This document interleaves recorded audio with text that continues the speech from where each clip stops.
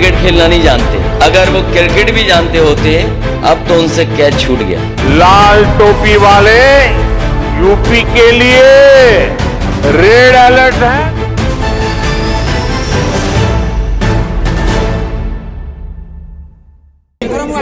ये नेताजी का क्षेत्र है, नेताजी की कर्मस्थली रही है और नेताजी ने लगातार यहाँ से लोगों से अपना रिश्ता और संबंध बना के रखा। हमारे साथ विधायक सोमन सिंह जी, मैं इनका भी धन्यवाद देता हूँ और जितने सहयोगी रहे हैं वो नेताजी के साथ भी सहयोग करते रहे। इस बार इन्होंने मुझे मौका दिया है चुनाव लड़ने का। हाँ मैडम कर रहा हूँ, क्या कर रहे हो? सभी लोगों का धन्यवाद करके कह सकता हूँ कि इस बार का ऐतिहासिक परिणाम उत्तर प्रदेश को खुशहाली और तरक्की के रास्ते पर लेकर के जाएगा। जो लगातार नकारात्मक राजनीति हो रही है, नकारात्मक राजनीति करने वालों का सफाया होगा और उत्तर प्रदेश से हटाया जाएगा, बीजेपी और हरा के भगा दिया जाएगा। सर और जहाँ तक उत्तर प्रदेश की खुशहाली की बात है, मैनपुरी में चाहे स्वास्थ्य क्षेत्र की बात हो, चाहे यहाँ पर किसी तरह का सड़क को लेकर के विकास करने का काम किया हो, लगातार हुआ है। और मुझे खुशी है जिस समय उत्तर प्रदेश में 3 सैनिक स्कूल दिए जा रहे थे, कांग्रेस की सरकार थी, उन्होंने 3 सैनिक स्कूल दिए थे। एक मुझे याद है अमेठी में दिया, दूसरा मैनपुरी में मिला और तीसरा झांसी गया। न केवल यहाँ किसान हैं, गरीब मजदूर हैं, व्यापारी हैं, बल्कि बड़ी संख्या में ऐसे लोग भी हैं जो रिटायर्ड भैया नीचे आईडी से आए हैं, फौज के लोग हैं। बड़ी संख्या में यहाँ के नौजवान फौज में भी जाते हैं। लेकिन देखिए कैसा समय आया कि भारतीय जनता पार्टी ने फौज की भर्ती नहीं की, न नौकरी दी, न रोजगार दिए, महंगाई बढ़ाई है, किसान की आय दोगुनी नहीं हुई। ये पूरा इलाका है जहाँ पर बड़े पैमाने पे किसान धान पैदा करता है, किसी को कीमत नहीं मिली। जो मंडी भी बन रही थी यहाँ पर एक्सप्रेसवे के किनारे, उस मंडी को वैसा ही का वैसा इस सरकार ने छोड़ दिया। डायल 100 योजना डायल 112 बना दी, लेकिन गाड़ियाँ पुलिस को नहीं बढ़ाई, सुविधाएं पुलिस को नहीं बढ़ाई। एम्बुलेंस जो थी 108, 102 नंबर, उस एम्बुलेंस को भी खस्ता हाल कर दिया, स्वास्थ्य सेवाएं ठप कर दी। शिक्षा क्षेत्र में पूरी बर्बादी हो गई। प्राइमरी स्कूल से लेकर के आगे की पढ़ाई, भविष्य क्या है। और जिस क्षेत्र से मैं लड़ने जा रहा हूँ चुनाव, उस क्षेत्र में जैन इंटर कॉलेज भी है जहाँ कभी नेताजी पढ़ाते थे, पढ़े भी हैं। मैं गरहेल के लोगों को पहला और मैनपुरी के लोगों को पहला संकल्प लेता हूँ कि आने वाले समय में जिसमें नेताजी पढ़े पढ़ाया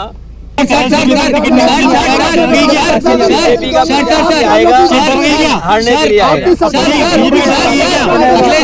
अखिलेश जी भारतीय जनता पार्टी का प्रत्याशी आएगा, वो ऐतिहासिक वोटों से हार के जाएगा।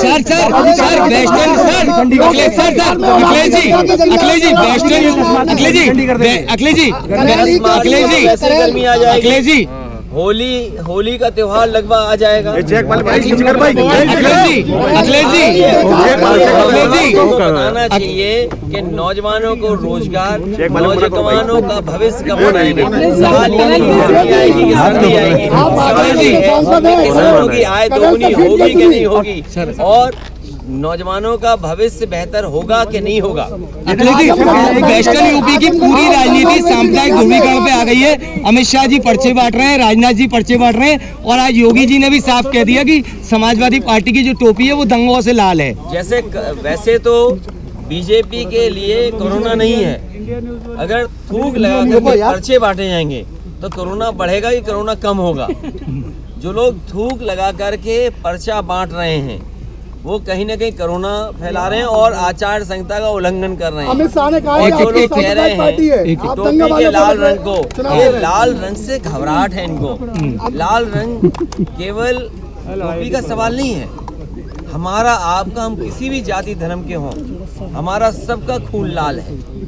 तो क्या भारतीय जनता पार्टी लाल टोपी के बहाने भेदभाव की राजनीति करना चाहती है? लेकिन समाजवादी पार्टी के लोग लगातार किसानों की आय दोगुनी का सवाल पूछेंगे, महंगाई का सवाल पूछेंगे, जो आपने सिलेंडर महंगा कर दिया वो सवाल पूछा जाएगा आपसे।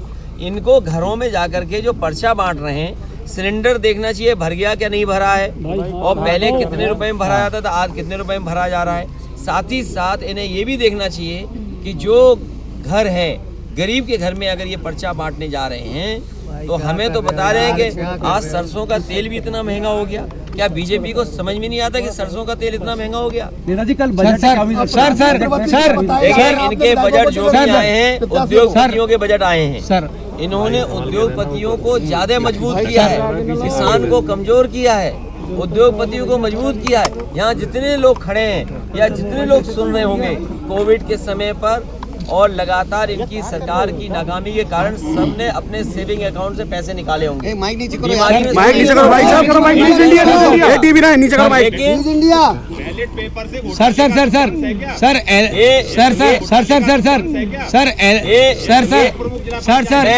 नहीं, मैं ये पत्रकार साथी सही सवाल पूछ रहे हैं।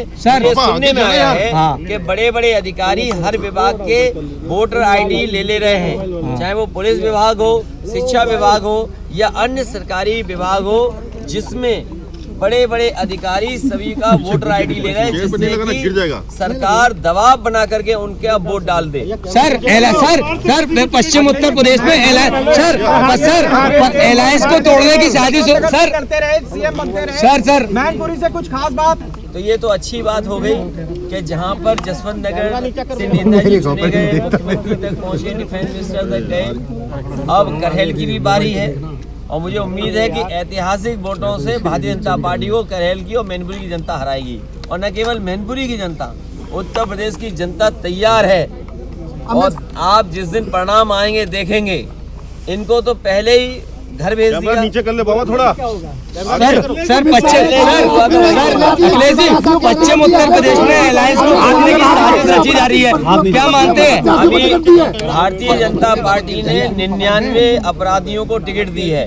भारतीय जनता पार्टी संकोच क्यों कर रही है 100 सेंचुरी मारने के लिए? भारतीय जनता पार्टी ने अभी तक जो प्रत्याशी उतारे हैं उनमें 99 प्रत्याशी जो हैं आपराधिक मुकदमे वाले हैं, तो वो संकोच क्यों कर रही है 100 सेंचुरी पार करने के लिए? 1-2 और बढ़ा दे, सेंचुरी पार हो जाएंगे। बड़े बड़े मुकदमे थे, मुख्यमंत्री ने खुद अपने मुकदमे वापस लिए, डिप्टी सीएम ने खुद मुकदमे वापस लिए। आपका राष्ट्रीय लोकदल का जो गठबंधन है सर, भारतीय जनता पार्टी को बताना चाहिए कि नौजवानों के हाथ में आगे वाला कैमरा नीचे कर ले यार। नौजवानों के हाथ में नौकरी कब आएगी? आपकी सरकार सर, आपका राष्ट्रीय लोकदल का जो गठबंधन है उसके साथ भी अन्याय हुआ, उसके साथ न्याय होगा। सर, राष्ट्रीय लोकदल का जो गठबंधन है उसको तोड़ने की आपको लग रहा है कि साजिश? बहस करना चाहे कर सकता है, बेरोजगारी में जो बहस करना चाहे कह सकता है। कोई सोच सकता है कि इलाहाबाद में बच्चों के साथ क्या व्यवहार हुआ है? और केवल इलाहाबाद में नहीं या प्रयागराज में नहीं, लखनऊ में जब भी नौजवान अपना रोजगार और नौकरी के सवाल पर आया, उसे अपमानित कर करके भेजा है। क्या प्रयागराज में जिस तरीके से बटों से मारा गया, उनके हॉस्टलों में पुलिस घुस गई, न जाने कितने हजार लोगों पे अज्ञात में मुकदमे दर्ज हो रहे हैं। ये सरकार है जो सरकार नौकरी नहीं दे रही, रोजगार नहीं दे पा रही, वो नौजवानों को अपमानित कर रही है। आगरा में पहली बार अलग अलग विधानसभा के हिसाब से काउंटिंग हो रही है, तो आप मानते हैं कि इलेक्शन कमीशन भी कहीं न कहीं अज्ञात में मुकदमे दर्ज हो रहे हैं? ये सरकार है जो सरकार नौकरी नहीं दे रही, रोजगार नहीं दे पा रही, वो नौजवानों को अपमानित कर रही है। आगरा में पहली बार अलग अलग विधानसभा के हिसाब से काउंटिंग हो रही है, तो आप मानते हैं कि इलेक्शन कमीशन भी कहीं न कहीं सरकार दुरुपयोग कर रही है? पहली बार हो रहा है ऐसा। पहले मंडी समिति में 9 की होती थी, अब अलग अलग बार हो रही है। अगर अलग अलग भी हो रही है तो हो सकता है कि चुनाव आयोग ने ये जो प्रोटोकॉल के तहत कि एक जगह ज्यादा लोग ना जाए बीमारी को लेकर के, कोरोना को लेकर के, ये नियम तो पालन करने ही पड़ेंगे। सिर्फ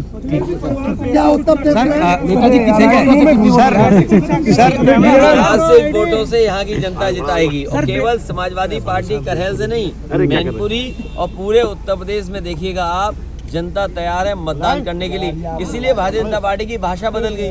आप बताइए, बड़े बड़े नेता आ रहे हैं, उनकी भाषा क्या है?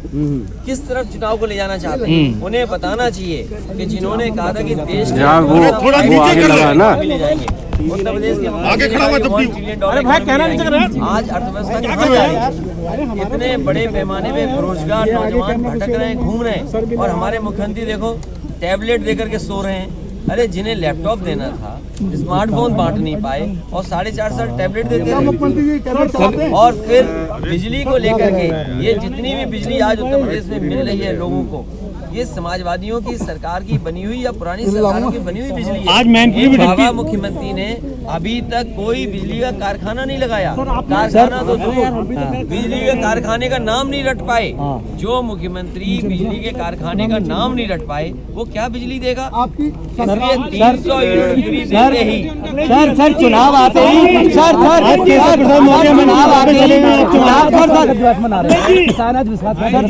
ये किसानों के साथ विश्वासघात हुआ है, और इसलिए विश्वासघात किसानों के साथ हुआ। उन्हें पहले कहा कि आय दोगुनी होगी, आय दोगुनी होगी, सर की आय कम कर दिया।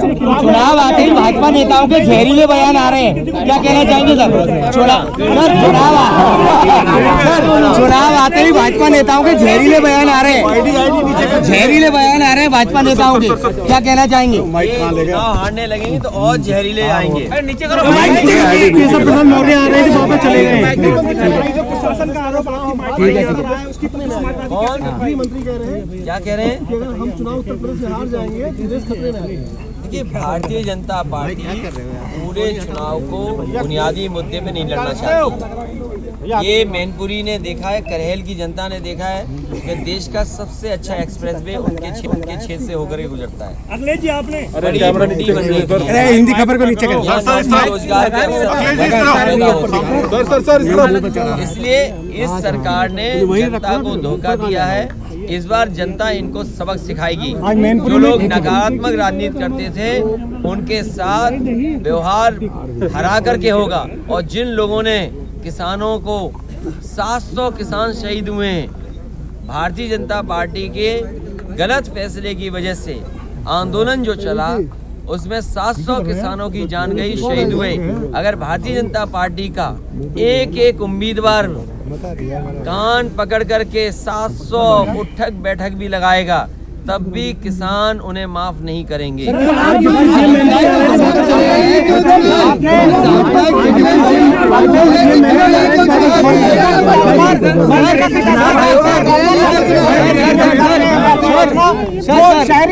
रोजगार को लेकर के मैंने ये कहा कि जितने भी सरकारी विभाग में पद खाली हैं, उन पदों को भरा जाएगा।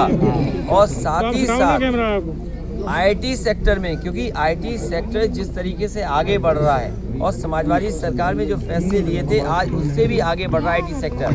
और लोगों ने महसूस किया है कि हर क्षेत्र में आईटी की सर्विसेज बढ़ रही हैं। तो पहला संकल्प लिया था कि 22 लाख अच्छी नौकरियां समाजवादी सरकार में नौजवानों को देने का काम और रोजगार से जोड़ने का काम समाजवादी सरकार में होगा। 22 लाख केवल आईटी सेक्टर में। अभी मैंने सरकारी विभाग नहीं जोड़े। और इसी तरह समाजवादी पार्टी ने ये भी तय किया है कि पुरानी पेंशन बहाल होगी। और पुरानी पेंशन को लेकर के जैसे ही समाजवादियों ने ये कहा कि हम पुरानी पेंशन बहाल करेंगे, वो क्या शुरू कर रहे हैं? उनके चीफ सेक्रेटरी ये कह रहे हैं कि नई और पुरानी की बहस छेड़ रहे हैं। यहाँ का जितना भी सरकारी कर्मचारी है वो पुरानी पेंशन के साथ है और पुरानी पेंशन बहाली चाहते हैं।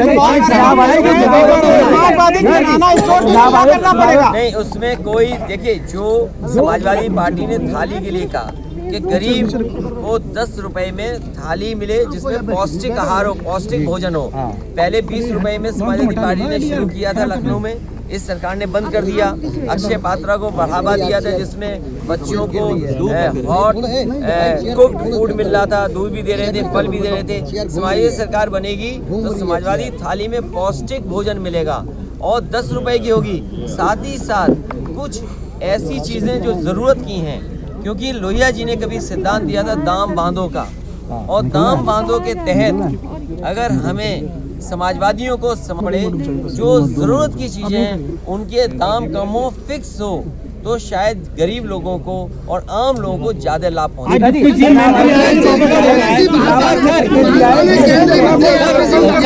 पूरे उत्तर प्रदेश में सर देखिए, भारतीय जनता पार्टी कुछ भी कर सकती है। 3 काले कानून ही नहीं, वो तो वापस कर ही सकती है। किसानों की जमीन कैसे छीने वो भी कुछ इंतजाम कर सकती है। किसानों के साथ भेदभाव कर रही है, किसानों की मदद नहीं कर रही है ये सरकार कानून ला करके, और इन्होंने बहुमत के साथ बड़े लोगों की मदद कर रही है, उद्योगपतियों की मदद कर रही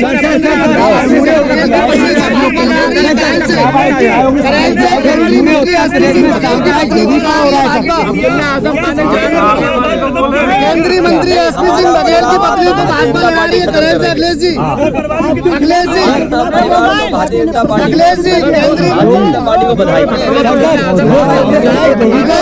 अब्दुल्ला आजम खान ने जानबूझकर बताया। और दूसरी बात आपने अभी किसानों की कही, आज 31 जनवरी है, पूरे देश में किसान प्रदर्शन कर रहे हैं वादा खिलाफी के लिए। मैं किसानों को बधाई देता हूँ वादा खिलाफी आंदोलन के लिए। और किसानों ने जब लड़ाई लड़ी है, किसानों ने लड़ाई जीती है, और किसानों की एकजुटता और वोट को लेकर के जो चुनाव उत्तर प्रदेश और पंजाब में आ गया, उसकी वजह से भारतीय जनता पार्टी ने तीनों काले कानून वापस लिए हैं। इनकी नीयत साफ नहीं है, इन्होंने बहुमत का दुरुपयोग किया और किसानों के लिए काले कानून लाए। आने वाले समय में किसान एकजुट हो जाएं। और मैंने पहले भी कहा कि जिस तरीके से 700 किसान शहीद हुए हैं, भारतीय जनता पार्टी का एक एक प्रत्याशी अगर कान पकड़ करके उठक बैठक भी लगाएगा 700 बार, तब भी किसान गाड़ी नीचे करो यार।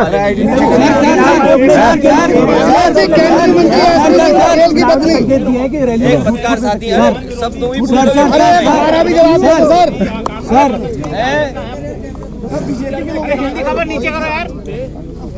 बीजेपी कुछ भी कर सकती है, नाम बदल के कुछ आएगी तो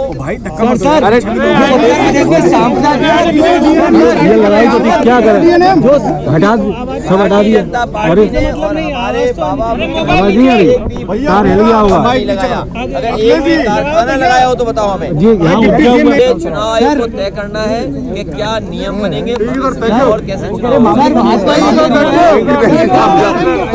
देख रहा हूँ कि आप कोरोना के नियम जो इलेक्शन कमीशन ने बनाया, हम पालन कर रहे हैं हम लोग, इसी तरह पालन करते